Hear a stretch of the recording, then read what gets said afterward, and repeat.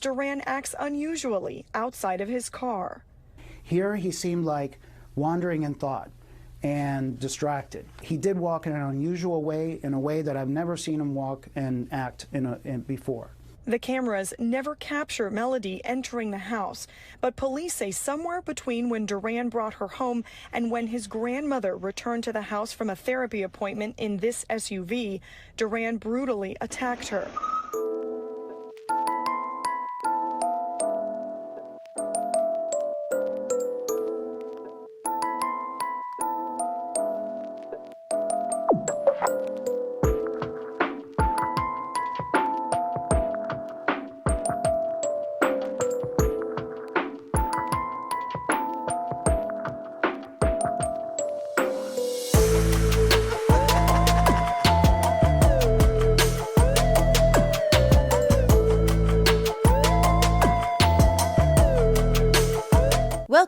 Welcome back. I'm Cassie and this is A Wicked World. The story I have for you today is one that easily could have been prevented had a judge listened to this little girl's rightly concerned mother. But, like so many other stories that we hear, a judge would make a custody decision that ended in tragedy. This is the story of Melody Duran.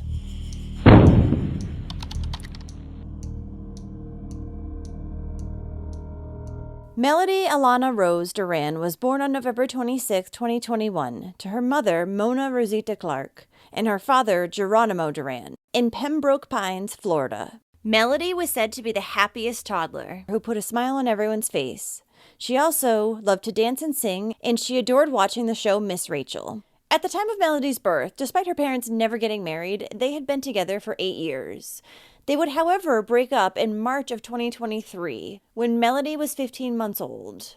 After their split, Mona and Geronimo would go to court over custody of Melody. In the end, Mona would end up getting custody of her during the week. Geronimo would get unsupervised visits with her on the weekend. So on May 28, 2024, shortly before 7:30 in the morning, Geronimo picked up his daughter Melody from her mother's house in Miami Gardens. He had then brought her back to the house where he lived and shared with his grandmother. It was located on the 400 block of Southwest 177th Avenue. At the time that Geronimo walked into his home carrying his daughter, he looked preoccupied and off somewhere else. Now, when the two arrived, there was no one else home at the time. Geronimo's grandmother, Hilda Carballo, would arrive back home at 9:30 a.m., and when she did, she saw a horrific scene in her kitchen. Geronimo was lying face to face on top of his daughter, and she did not appear to be breathing. His grandmother yelled at him in Spanish, "Get off! What are you doing?" Geronimo then pushed himself off of Melody's body, and his grandmother saw that the little girl was blue. Geronimo's grandmother immediately grabbed her phone, then ran into her room, closing the door behind her, then called 911. While she was calling emergency services, Geronimo allegedly stayed behind in the kitchen, completely silent. "An ambulance is what I need fast," the grandmother had told dispatchers. Ay, Dios mío, Dios mío. A grandmother crying, "Oh my God," over and over while on the phone with 911 dispatchers and a translator. The girl is pale, she's not reacting. Niña está creo que está sin conocimiento, yo no sé qué le pasa, por favor. I think the girl is unconscious, I don't know what is going on. Well, I'm sending the ambulance. While she was still on the phone with emergency services, Hilda returned back to the kitchen. And this time, she saw Geronimo kneeling over Melody, and Melody was bleeding. The grandmother ran back into her room, not wanting to see any more. Before the first responders could even make it to the home, Geronimo's stepfather pulled up to the house and ran inside. He then gave Melody CPR until medics arrived. The little girl had a slit across her throat, and the kitchen was covered in blood. First responders would render aid to little Melody before bringing her to Memorial Regional Hospital, where she was pronounced dead. Authorities would also recover the bloodied steak knife that had been used in the attack. Melody's father, 33-year-old Geronimo Duran, was arrested at the scene, and he was covered in blood. He was then charged with first-degree murder and aggravated child abuse. He was held without bond. When authorities spoke with Geronimo, he told them that he suffered from mental illness, was on medication for his depression, and had smoked marijuana earlier that day. He also told police that he had previously been hospitalized for his mental health conditions. Geronimo would also say during his questioning that he fucked up and ruined his family. Now the thing is, Melody's mother, Mona, had actually taken her daughter and they moved out of the house that they shared with Geronimo back in March of 2023. This was after Geronimo had started acting erratic, aggressive, violent, and dangerous. He had even started acting aggressive towards Mona and Melody, as well as the family dog who he had punched in the face one time. So Mona had filed for sole custody of Melody, detailing Geronimo's long struggle with mental illness. She also said that he was paranoid, heard voices in his head even when he was with his daughter, had anger issues, and used illicit drugs. He had also been forcibly committed to mental hospitals under the Baker Act at least 5 times before. Mona also claimed when she was filing for sole custody that her ex had stopped taking his psychotropic drugs and instead had turned to self-medicating with illicit drugs. So given all this, Mona not only requested that Geronimo have a psychological evaluation done, but also take parenting classes and not have unsupervised visits with their daughter as she was in fear for her safety. Mona's family had also always been wary of Geronimo.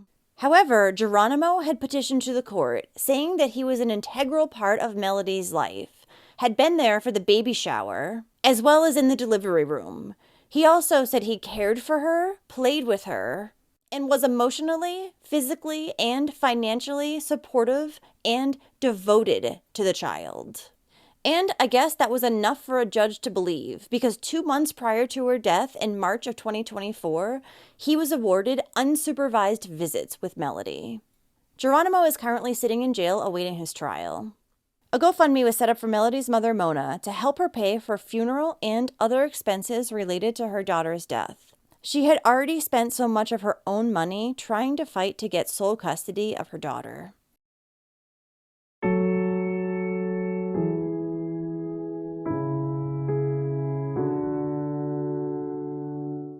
Well, thank you for listening to Melody's story today. It's unbelievable that a judge would let a father have any type of unsupervised visit at all with their child after hearing the things that Mona told them. He probably shouldn't have had even supervised visits until he had gotten himself more in check. And after having spent all her money and months fighting for sole custody of her daughter because she was scared for her life, she ended up losing, and in turn, losing her daughter as well. It's both heartbreaking and enraging, and I hope that once this goes to trial, Mona and the rest of Melody's family get some sort of justice. If you like true crime and you want to hear it from me, then don't forget to hit that subscribe button below and turn on your notifications too, so you'll know when I upload a new video, which is at least twice every week. Thanks for watching A Wicked World today. Until next time, take care guys. Bye. Thank you to all the patrons of A Wicked World. Now, there's even more of A Wicked World on Patreon. So check it out at patreon.com/awickedworld or use the Patreon app. You'll have access to exclusive videos each month and more. Any support truly helps to make sure the victims never get forgotten and to highlight the shortcomings of society associated with each case. Also, if you haven't yet, go check out my new channel, Wicked Ways. Do you have a suggestion for a case you'd like to see me cover? If so, send me an email at awickedworldtruecrime@gmail.com.